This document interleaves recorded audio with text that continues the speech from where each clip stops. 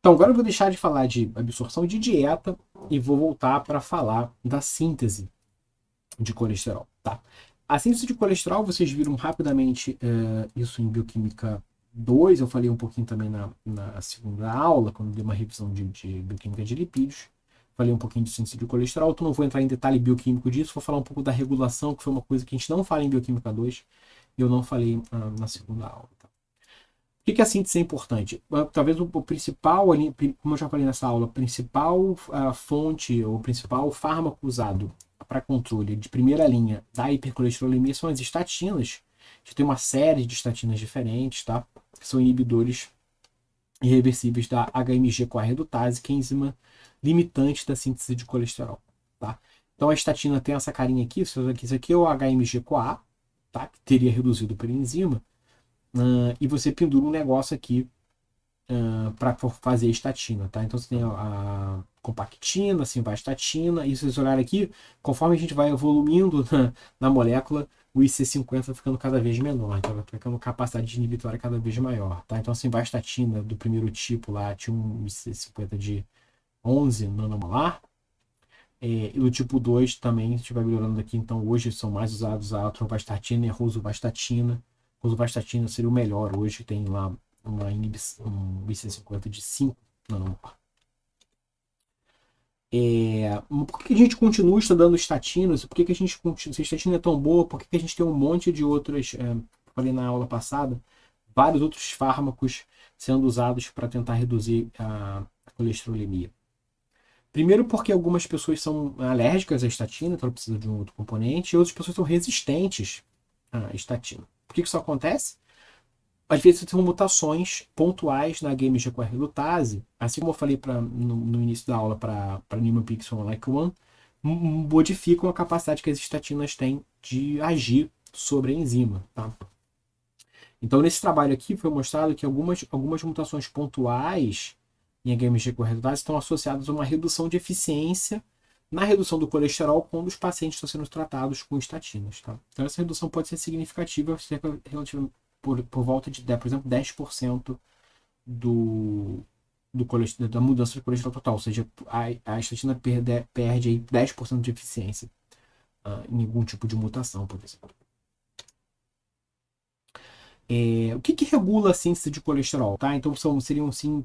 Por que eu vou falar disso para vocês? Outras formas que a gente pode pensar em tentar modificar a síntese de colesterol para pensar em novos tratamentos para hipercolesterolemia. Tá?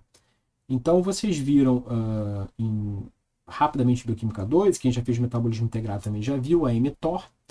A mTOR é uma proteína que está envolvida com a regulação de sínteses. Tá? Então ela seria o regulador central de síntese geral na célula. Tá? Então, quando a mTOR está ativada, ela é regulada por insulina, por exemplo, ou por aminoácidos presentes na célula, ela vai aumentar a síntese de basicamente tudo. Então, ela aumenta a síntese de proteína, aumenta a síntese de lipídio. Tá? Então, é uma proteína que está envolvida no controle anabólico. Tá?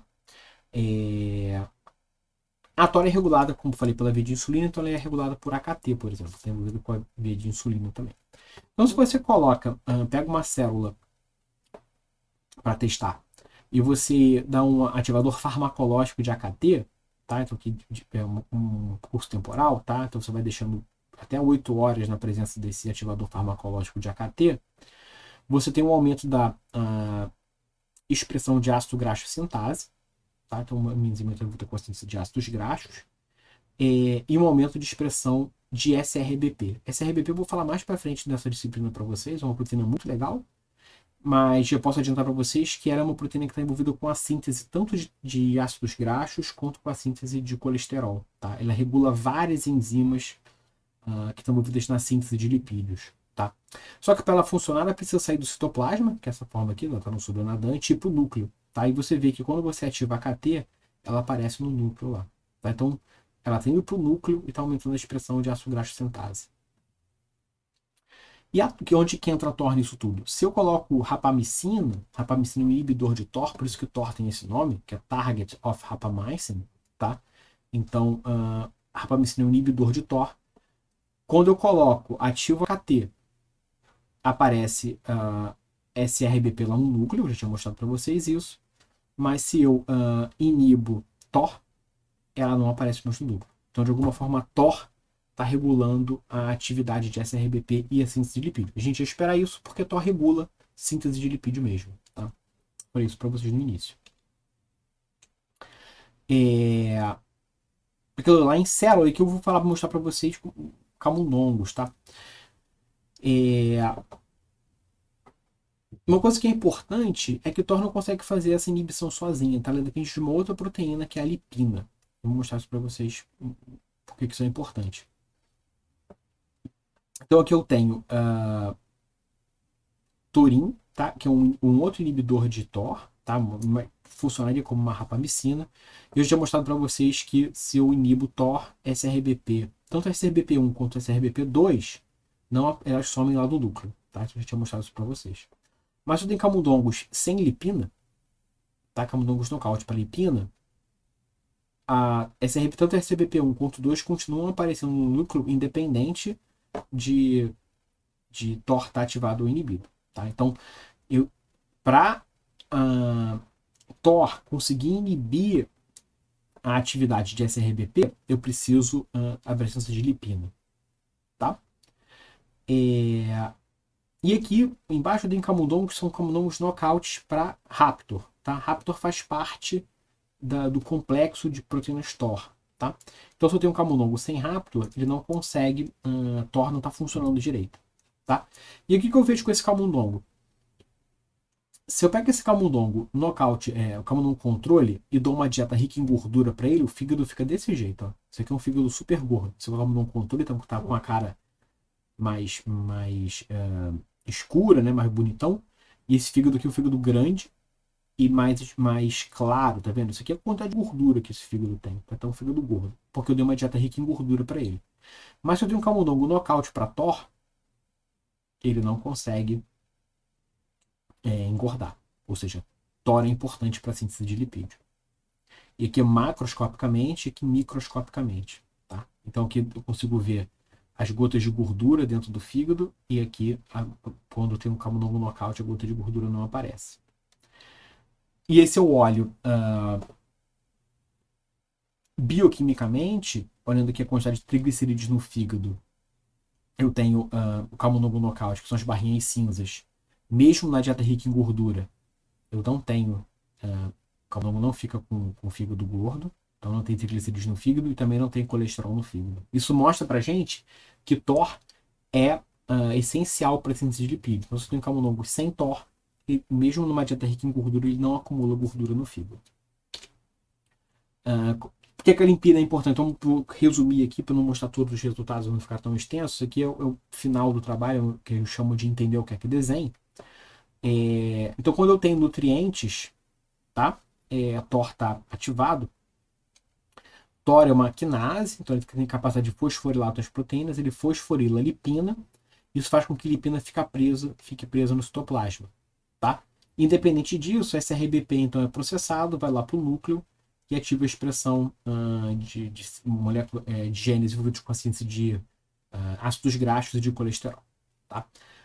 Quando o TOR não está ativado, tá? TOR não fosforila a lipina, porque ela não está ativada, a lipina vai para o núcleo e tira a SRBP do núcleo.